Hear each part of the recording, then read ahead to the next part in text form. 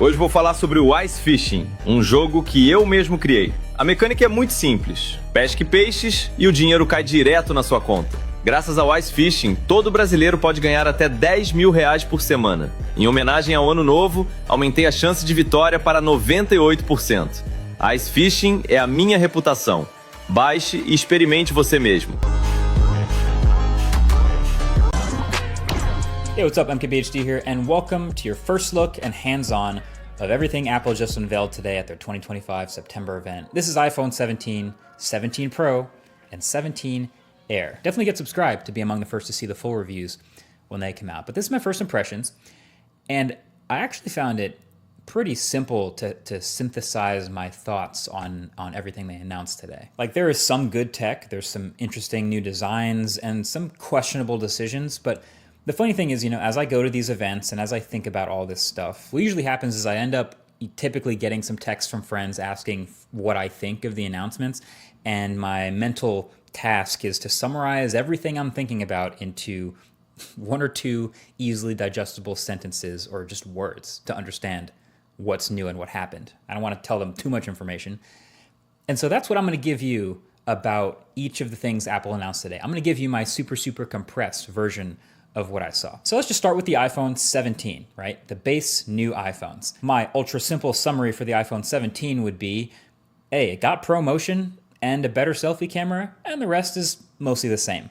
So the design is mostly unchanged other than the new colors, same screen sizes, same dimensions, same camera bump, same buttons and camera control, which they barely talked about. But there's a new A19 chip inside, which we expected. That should see some nice performance gains and efficiency bumps, roughly 20% faster CPU, which is nice. And battery life should be a few beats longer.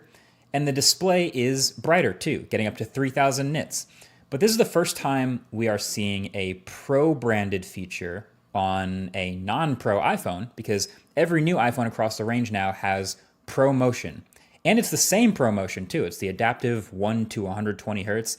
Doesn't seem to be handicapped at all. It's funny, we always used to have that, regular people don't care about 120 hertz argument, but now here it is on the new base iPhones. So, hey, sounds great to me. This makes the base iPhones much more usable, and so does the new base storage of 256 gigs. So those are welcome upgrades. But the other new thing was the selfie camera.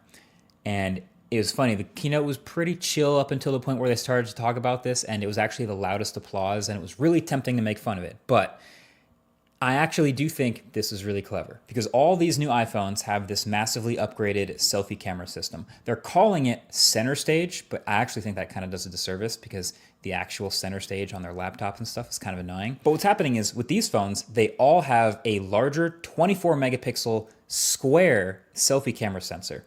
And so then when you go to take a selfie, the phone can take a regular vertical selfie, or can manually or even automatically take a horizontal selfie without you having to rotate the phone. And honestly, this might be genius. Like, the default for most people is obviously to take a vertical selfie now. It just fits on the phone. You're probably viewing it on the phone.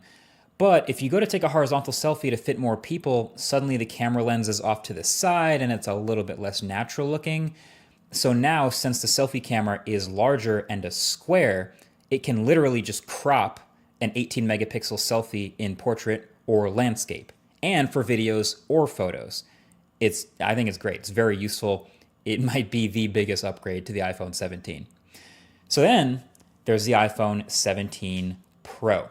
And my quick friendly summary of the Pro phones is, hey, they got better zoom and more battery and orange. So the Pro iPhones actually look a little bit different. There's actually quite a bit going on here with this new design. First of all, there's only 3 colors: cosmic orange, deep blue, and silver. Really bumming me out that there's no black Pro phone. But then I remembered dbrand exists. Never mind. But then the thing that's going to catch everyone's eye on the back is the camera bar up at the top, which is what Apple keeps calling in their keynote a plateau. It kind of looks a little bit like the Pixel's visor, or frankly what we've been seeing on a ton of other Android phones for years now, just a huge bar across the top of the back of the phone. But it's actually not just cameras in here. Apple's done some rearranging of the insides of the phone to actually shove more components, like the A19 Pro chip and the logic board and storage up here in that bar. so they could fill out more of the bottom of the phone with more battery. And that approach is going to make even more sense in a little bit, but my first reaction to that is, oh yeah, great. That sounds like these Pro phones might actually come with a real substantial battery upgrade from last year, which is again very welcome. Now you might also notice some other little things like the millimeter wave antenna at the top of the phone and the ring around that plateau actually also being an antenna. But then the other new design element is that they actually switched back